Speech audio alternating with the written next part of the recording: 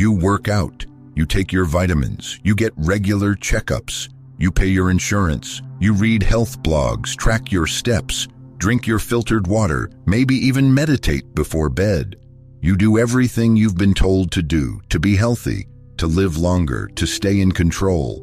But pause for a second and ask yourself, are you actually healthier? Do you feel more alive? Do you feel free? Or are you quietly more anxious than ever about your numbers, your blood pressure, your cholesterol, your future? Because here's the uncomfortable truth. According to the World Health Organization, global healthcare spending doubled between 2000 and 2020. We're pouring more money than ever into wellness, but chronic disease is still rising. So is depression. So is medication dependency. The more we invest in wellness, the more broken we feel. The more health apps we install, the more tests we take, the more supplements we buy, the more we become dependent on a system that profits from keeping us worried. Somehow, modern health doesn't feel like health. It feels like anxiety wrapped in a subscription, and no one seems to ask the question that cuts through the noise. What if this isn't accidental? What if the system isn't failing to make you healthier? What if it was never designed to? Because think about it, a healthy person doesn't generate repeat revenue. A strong, self-aware, self-reliant person doesn't buy pills they don't need, doesn't need constant check-ins, doesn't anxiously Google every symptom at 2 a.m. But a person who's afraid of getting sick, who's told they're never enough, who believes their body can't be trusted unless a lab test says so, that person, they spend, they subscribe, they obey. And slowly, without realizing it, they give away something far more valuable than money. They give away their power. So let's ask the question most people are too distracted to ask. Has the health industry truly been trying to cure disease, or has it been manufacturing patients? Because if you look closely, you'll notice a pattern hiding in plain sight. Every new product promises control, yet you feel more helpless. Every new scan promises answers, yet you feel more confused. Every new trend promises energy, yet somehow you're more tired than ever. You start to believe you're broken, that something must be wrong with you, and the solution, conveniently, is always for sale. Health is no longer a natural state. It's a product, a subscription model, a never-ending cycle of prevention, fear, intervention, and maintenance. And the moment you step into that cycle, you're no longer a person with agency. You become a consumer with anxiety. You might still feel like you're taking care of yourself, but in reality, you're being trained to outsource your well-being, to hand over your instincts, to mistrust your own body, to depend on a system that sells you control by keeping you controlled. Because let's be honest, when was the last time someone in the industry told you, you're fine, you don't need anything? When you rest deeply, move daily, and eat simply, your body already knows how to heal. When you stop fearing every small sensation, you start becoming strong again. They don't say that because that message doesn't sell. Fear does. Confusion does. Data overload does. When you're overwhelmed, you reach for answers. And in this system, answers are always monetized. So maybe the real sickness isn't just in our bodies. Maybe it's in the story we've been sold about what health even is. Because when wellness becomes an industry thrives on growth. There's only one way to keep expanding. Make sure the cure is never the goal. Make sure the customer never feels done. That's how we've ended up here, where you can do everything right. Follow the rules, buy the products, play the game, and still feel broken, still feel unsure, still feel like you're failing, but maybe you're not. Maybe the system is succeeding at exactly what it was built to do. So if the system was never built to make you whole, what was it built for? Let's drop the illusion. The word healthcare sounds noble, compassionate, human, but it's not a service anymore. It's a global industry worth over $11 trillion. And in that kind of system, your body isn't sacred, it's a revenue stream. Your symptoms aren't a problem to solve. They're an opportunity to monetize, package, and sell back to you as care. Feel a cold coming on. That's the gateway to a prescription, an entry point into a cycle of ongoing treatment. Feel tired? That opens the door to tests, supplements, hormone therapies, pills, a buffet of solutions, all with a price. Feeling anxious or burned out? That justifies therapy sessions, mindfulness apps, and a shelf full of expensive self-care. Every emotion, every fluctuation in your body has been rebranded as a medical event, not something to observe or understand, but something to fix, to treat, to bill. And if you think that sounds like an exaggeration, consider this. The British Medical Journal said it plainly. Healthcare is no longer about health. It's about the sustained consumption of medical solutions. Let that sink in. Not the provision of health, but the sustained consumption of solutions. In other words, it's not just about helping you when you're sick. It's about keeping you just sick enough to stay plugged in. Not dying, but not truly thriving either. Just tired enough, just anxious enough, just dependent enough to keep clicking, paying, subscribing. This isn't healing, it's managed illness, sold back to you as empowerment while your trust and vitality quietly erode. Because once you've medicalized daily life, the possibilities are endless and endlessly profitable. Every ache becomes a product. Every emotion becomes a diagnosis. Every fear becomes a marketing funnel. And no, this isn't a conspiracy. It's a business model. A highly optimized, psychologically engineered, brilliantly disguised business model that turns your basic human experience into transactions. Feeling restless, that's not a life issue. It's an attention disorder. Feeling lonely, that's not a social disconnection. It's a chemical imbalance. And guess what? There's a pill for that, a plan for that, a prescription that turns discomfort into debt. The system wants you to be a customer for life, not because it hates you, but because that's how it wins. And here's where it gets darker. This didn't start yesterday.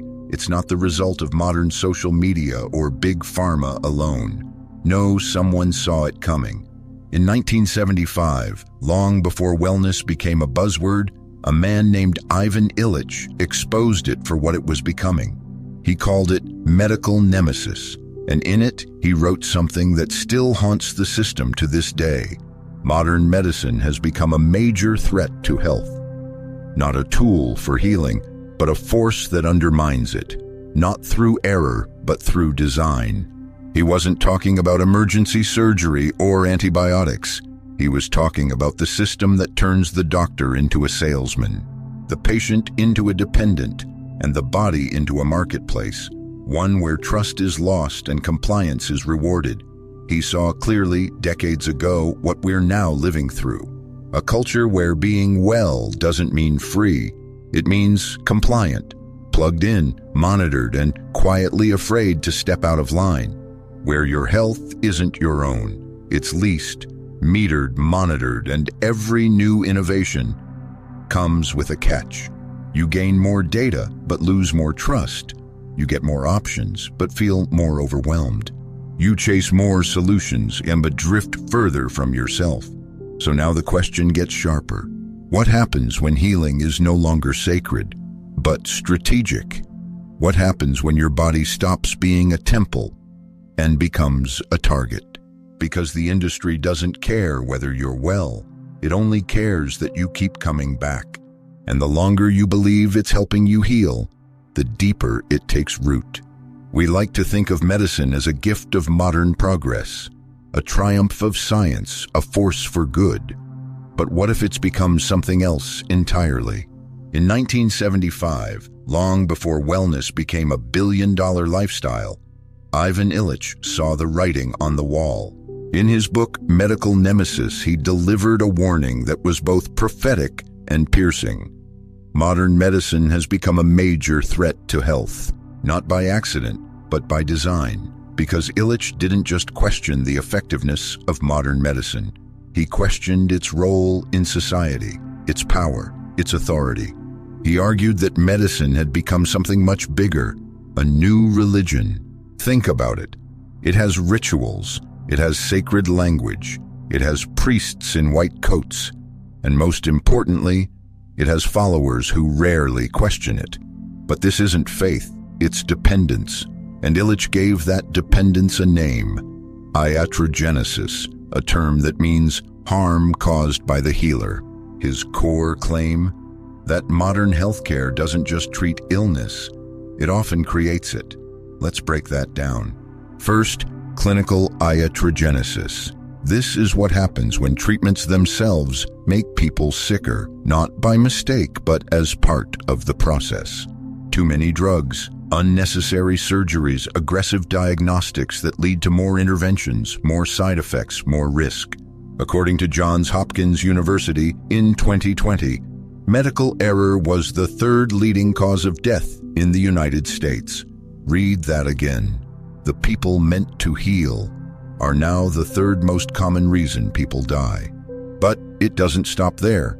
Second, social iatrogenesis, the kind that doesn't attack the body but the mindset. Illich warned that modern medicine slowly teaches people to stop trusting themselves, to hand over their instincts in exchange for data, that instead of knowing how to care for our own bodies, we're trained to outsource that wisdom.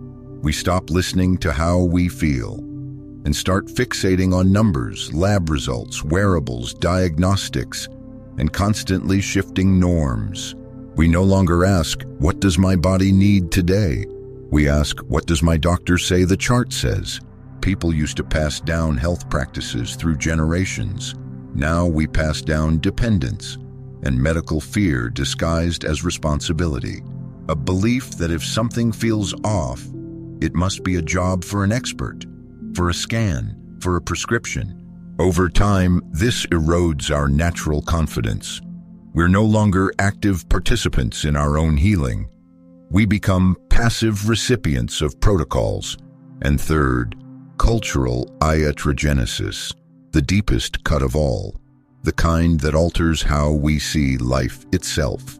Illich argued that medicine has replaced our ancient understanding of life and death with cold, technical management, that aging, pain, and even death, once accepted as natural parts of human existence, have now been medicalized.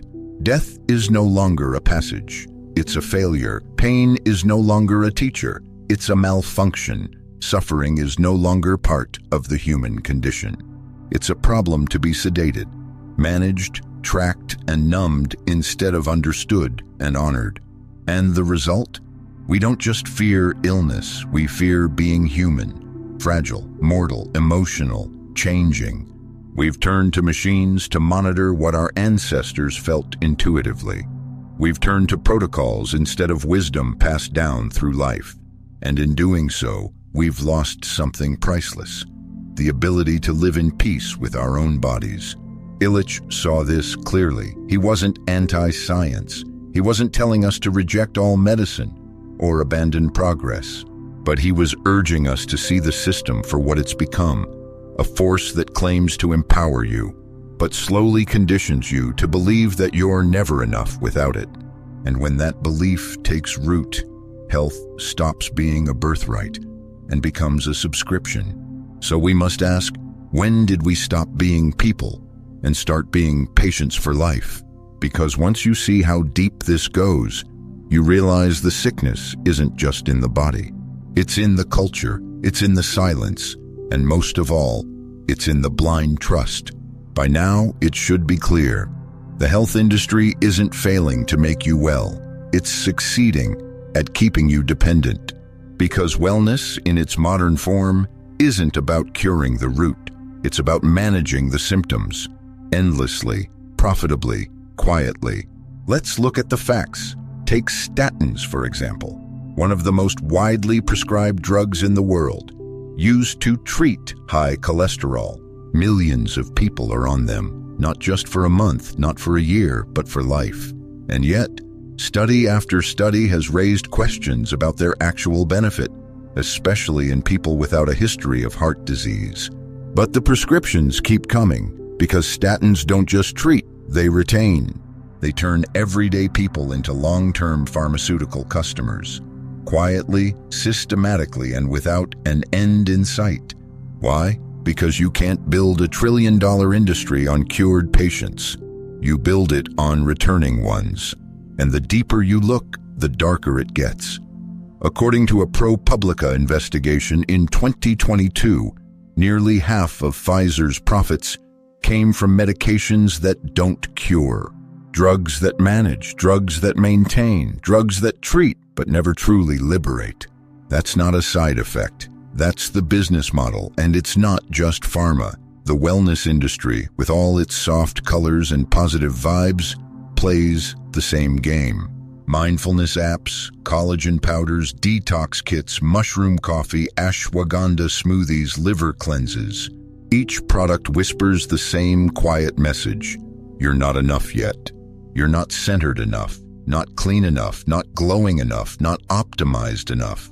But don't worry, there's always another upgrade, another subscription, another solution that promises peace but delivers attachment. You never arrive. You just keep adjusting. And that's the genius of it all. The traditional medical system sells fear. The wellness world sells hope. But both are selling the same thing, dependence. And while the packaging may look different, lab coats versus yoga mats, the result is eerily similar. You keep searching, you keep spending, you keep believing the next fix will finally set you free. But freedom was never the goal. Retention was, because a patient who needs you is valuable. A patient who no longer does isn't. Illich saw this decades ago, and he didn't hold back. He wrote, "Modern medicine does not empower people. It makes them docile, anxious, and obedient. Docile because you stop questioning. Anxious because you're trained to fear your own body. Obedient because you believe someone else always knows better. And this obedience, it doesn't come through force. It comes through conditioning. You're taught to see your body not as wise, but as dangerous. Not as resilient, but as fragile. And so you comply, not out of ignorance, but out of insecurity. You follow instructions, you book the tests, you refill the pills, you track every step, every calorie, every heartbeat. You live on edge, convinced that safety comes from surveillance. But this isn't health, this is learned dependence. And the longer you stay in it, the more foreign freedom starts to feel. Here's the truth no one profits from telling you. Your body is not broken by default. It's not a ticking time bomb waiting to betray you. It's not something you need to fight. It's something you need to remember. Because the most dangerous thing this system has done isn't selling you overpriced pills or wellness fads. It's convincing you that you can't live without them. But what if you can? What if the first step to real health isn't adding more to your routine, but taking back what was quietly taken from you? Trust, confidence, sovereignty. Because the system doesn't fear sickness, it depends on it. What it fears is a person who no longer needs it. At this point, the question isn't whether the system wants you dependent. The question is, what did it have to take from you to make that possible? Ivan Illich didn't just point to profit. He pointed to something much deeper, something far more dangerous than medication overuse or marketing spin. He revealed what the system had quietly stolen from you: your right to care for yourself. He wrote, "The modern patient is no longer a person, but a customer of a health consumption industry. Not a human being with instincts, but a passive client plugged into a system that feeds off confusion and compliance. And to create that kind of customer, they had to take 3 fundamental rights. First, your right to understand your own body. That might sound strange, but think about it. Medical language has become a kind of code, a private dialect only spoken by professionals. Latin terms, endless acronyms, Lab values stripped of meaning. Numbers you're told to fear but not to understand. You feel something, but you're told it's subjective. Your body sends a signal and you're trained to doubt it until a test confirms it. You're not sick unless the numbers say you are. You're not healthy unless a chart tells you so. Over time, you learn to ignore your intuition, to distrust your senses, to ask for permission to feel. The body becomes a mystery, and you become a stranger to yourself. Second, your right to take care of yourself. In the past, families passed down knowledge of herbs, breathwork, healing rituals. Communities knew how to tend to wounds, rest during illness, listen to pain. Today, you're told not to act unless a licensed expert approves it. You're discouraged from trying anything unofficial. Even the word self-treatment carries a warning label. You've been conditioned to believe that health must be prescribed, that you need a referral, a subscription, a copay, just to exist in your own skin. What was once common sense has become controversial, and slowly, the ability to care becomes the fear of doing something wrong. Third, your right to accept the natural course of life. Pain, aging, death, once seen as inevitable parts of being human, are now treated as medical failures. You're told to fight every wrinkle, avoid every discomfort, panic at every symptom. To age is to lose. To feel pain is to malfunction. To die is to be defeated. But the truth? Some things are not meant to be fixed. They are meant to be felt, faced, honored. Yet the industry doesn't profit from peace. It profits from fear. So everything becomes a problem. Everything needs intervention. Everything needs a price tag. And here's the bitter irony. The primitive man felt pain, but he was free. He trusted his body. He lived close to the earth. He honored the cycle. The modern man is medicated, but enslaved, disconnected, anxious, trapped in a maze of metrics, appointments, and prescriptions. One suffers but walks in sovereignty. The other is sedated and terrified. That's the world Illich saw unfolding, and it's the world we now live in, where the body is no longer home. It's a liability, a ticking clock, a malfunction waiting to happen. And so we run from symptom to symptom, from scan to scan, from one expert to the next, searching for something we already had. But here's the truth they won't tell you. You were not born broken. You were born capable. Capable of rest, of healing, of sensing when something isn't right. But a system built on profit doesn't empower that. It buries it. It replaces your inner knowing with external authority, your calm with anxiety, your sovereignty with submission. And the longer we live in that world, the more we forget what health really is. Not perfection, not control, but trust. And that trust must be reclaimed before it's erased completely. Illich never told us to reject medicine. He wasn't anti-science. He wasn't telling you to throw away your prescriptions, cancel your doctor, or go live in the woods. He simply said this: understand what the system really is, and don't confuse it with freedom. Don't confuse it with life. Because real health isn't just about avoiding disease. It's about reclaiming the right to live on your own terms. And that starts not with rebellion, but with remembrance. So how do you begin? How do you restore the right to care for yourself without becoming reckless? Illich offered a simple, radical path, one that doesn't require a revolution, only awareness. Step 1, ask the question. Every time a pill is prescribed, every time a scan is suggested, every time you're told to take something, change something, worry about something, pause and ask, do I truly need this? Or am I being nudged by fear I didn't consent to? Not all medicine is manipulation, but not all of it is care. And if you never question it, you've already lost your freedom. Step 2, return to what you already know.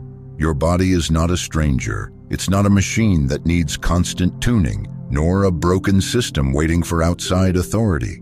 It's intelligent, responsive, resilient, but only when you stop trying to optimize it to death with endless upgrades and interventions. Sleep, breathe, move, eat whole foods, stand in the sun, rest when you're tired, laugh without guilt, and pause without shame. These things don't require apps or subscriptions or specialists. They require something far rarer, your full presence. And presence in this world has become an act of rebellion. Step 3. Accept what the system wants you to deny. That this life is finite, that pain is part of being human, that death is not a failure, it's a fact of existence. When we stop pretending we can outsmart mortality, we stop panicking at every wrinkle, every ache, every breath that feels off. We begin to see life not as a condition to manage, but as an experience to feel with honesty, humility, and courage. And when you make peace with death, you finally make peace with life. Because here's the real awakening. True health was never about avoiding discomfort. It was never about controlling every variable. It was never about living forever. It was about living well, with awareness, with dignity, and most importantly, with choice that comes from within. And no system can give that to you. You have to take it back, quietly, boldly, without asking for permission. Don't fight the system. Leave it behind. Ivan Illich said it best. A healthy society is not one with more medicine, but one where fewer people need it. Let that sink in. The goal is not to be endlessly treated. The goal is to be whole, to feel whole, to live whole. So if you truly want to be well, don't start with a prescription. Don't start with a pill. Don't start with a fear. Start with a question. Start with a breath. Start with the courage to trust yourself again in a world that teaches the opposite. Not blindly, not foolishly, but with the wisdom that your body was never the enemy. It was your oldest, most loyal guide. The enemy was forgetting how to listen to it. You don't need to burn the system to the ground. You just need to stop surrendering your power to it. Let it run its course. Let it sell what it wants to sell. But you can quietly, steadily, deliberately exit. You can stop being a customer and start being a human again. Because the moment you stop chasing health like a product and start living health like a principle, you are no longer under their control. You're not just surviving. You're not just optimizing. You're finally free.